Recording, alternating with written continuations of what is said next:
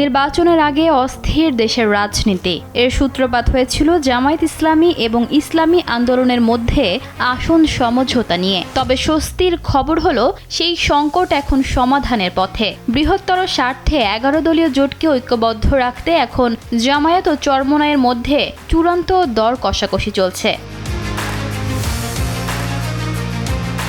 জামায়াত ও চরমোনাই পীরের দলসহ 11টি দল মিলে একই সঙ্গে ভোট করার সিদ্ধান্ত নিয়েছিল, কিন্তু গোলমাল বাধে আসন ভাগাভাগি নিয়ে। চরমোনাই পীরের দল মনে করে জামায়াত তাদের যথেষ্ট গুরুত্ব দিচ্ছে না বা কম আসন দিতে চাইছে। এই নিয়ে চরমোনাইয়ের নেতারা জোট থেকে বেরিয়ে যাওয়ার হুমকিও দেন। বিশেষ করে জাতীয় নাগরিক পার্টি এই প্রক্রিয়ায় যুক্ত হওয়ার পর জামায়াতের মনোভাবে পরিবর্তন এসেছে বলে ধারণা করে চরমোনাই পীরের দল। পরে দুই পক্ষই বুঝতে পেরেছে আলাদা হয়ে গেলে নির্বাচনে জেতা কঠিন হবে, তাই নিজেদের মধ্যে দূরত্ব কমাতে বড় নেতারা আলোচনায় বসেছেন। চরমোনাই পীরের দলের পক্ষ থেকে বলা হয়েছে, আগে যে রাগ বা অসন্তোষ ছিল তা আলোচনার মাধ্যমে এখন অনেকটাই কেটে গেছে।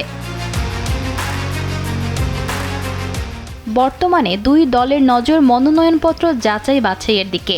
অনেক দলেরই হেভিওয়েট প্রার্থীদের মনোনয়ন বাতিল হয়ে যাওয়ার সম্ভাবনা থাকায় চূড়ান্ত তালিকা হাতে পাওয়ার পরই আসন বণ্টনের ফয়সালা হবে। জামায়াত বলছে, কাউকে মাইনাস করে নয়, বরং ইনসাফের ভিত্তিতেই সমঝোতা হবে। ঈশিতা আক্তার, সময়ের আলো।